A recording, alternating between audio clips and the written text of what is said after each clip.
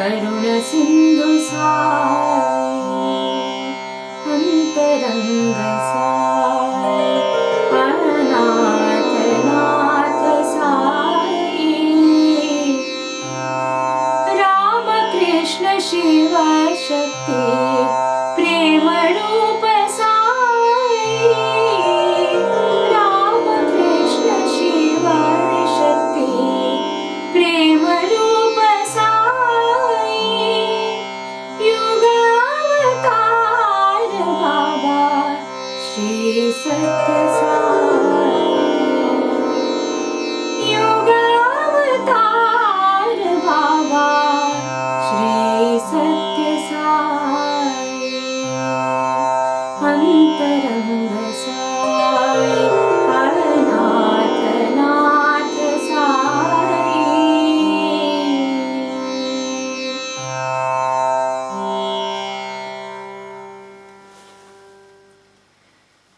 My most humble pranams at the lotus feet of our dear beloved Lord Bhagawan Sri Sathya Sai Baba, respected elders, dear brothers and sisters, my loving Sairam to all of you. Swami entered our lives in the year 1965 through an interview he gave my father and my grandmother. He blessed them and sent them away, and they came back very happy, and my grandfather, who was a non-believer, became an ardent devotee of Swami after my grandmother narrated a miracle experience that she had at Puttaparthi. He went on to become the convener of a samiti that he built in Bangalore for well over 3 decades and died a staunch Sai devotee. I was very lucky to be born in this family, and I was introduced to Swami at a very young age through Sai bhajans. We used to visit Brindavan at Whitefield sometimes when Swami would come from Puttaparthi, and the journey used to be a treacherous one.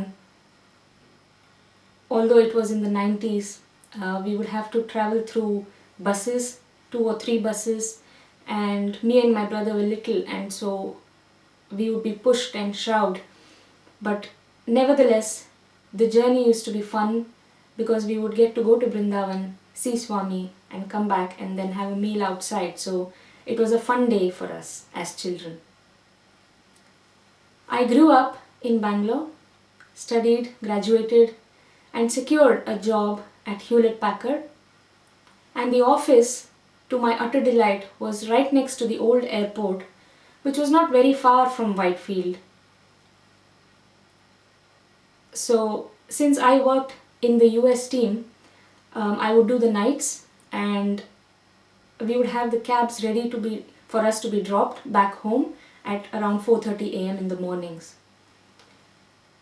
And whenever Swami would be here in Vrindavan, I would go and speak with the transport admins and get myself moved to the cab that would go to Whitefield to drop my colleagues.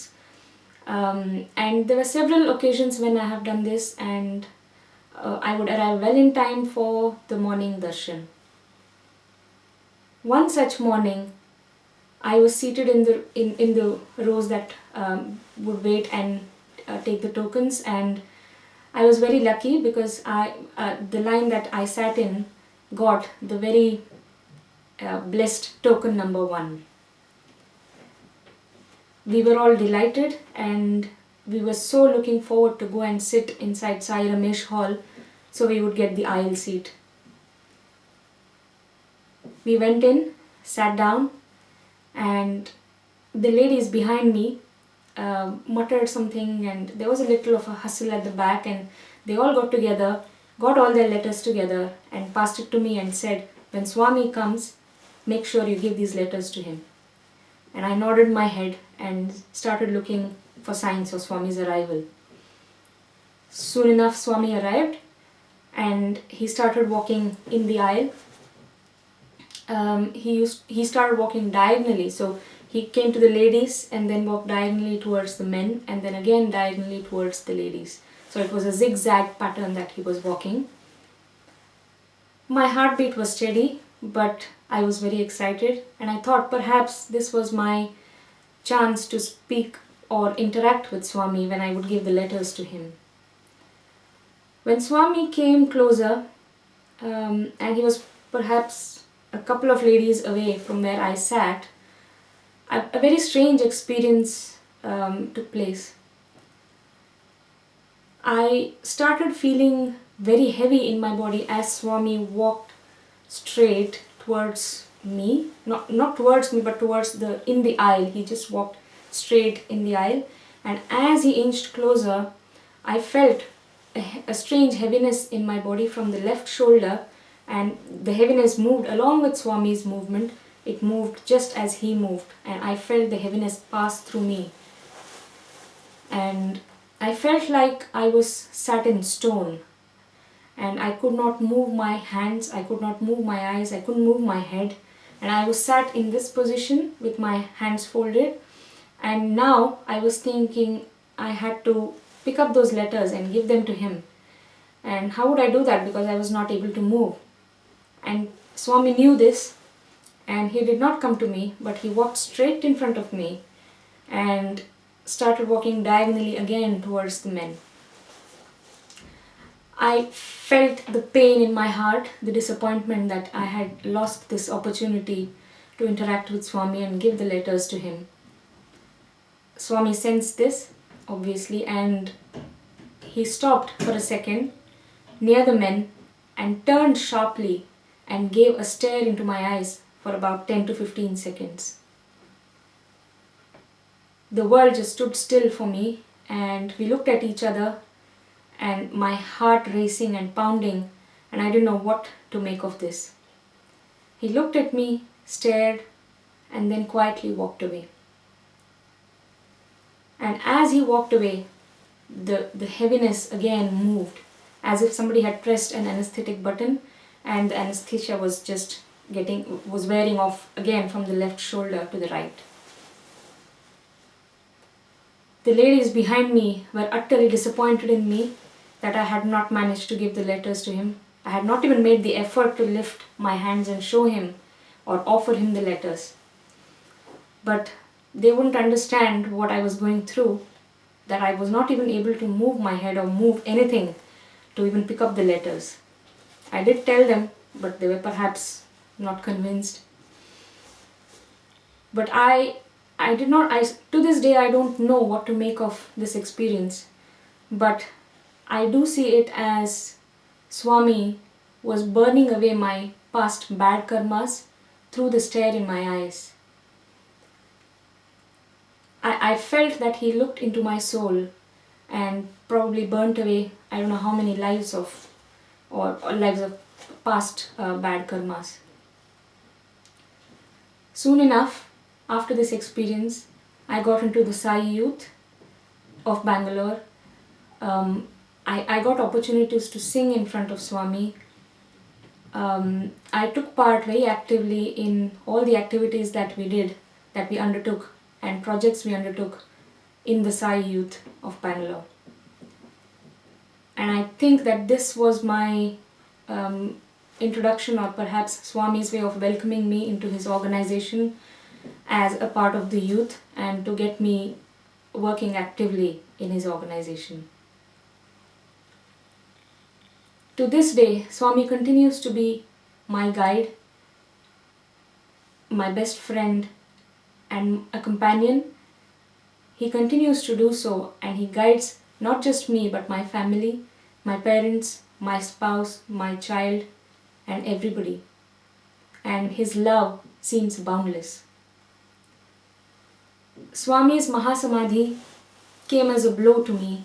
Of course it did to all of us.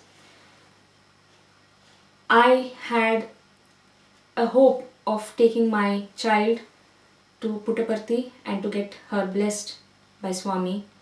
And when Mahasamadhi happened, I was very heavily pregnant, and my daughter was due within a fortnight. So I was really crestfallen and did not know how to handle this situation. But during the early stages of pregnancy, Swami had given me several dreams, and in one of the dreams, he had passed a chit to me when I was sitting in the hall, and the chit read, "I know when to give, what to give." So, looking back, I feel this was all a part of his divine plan.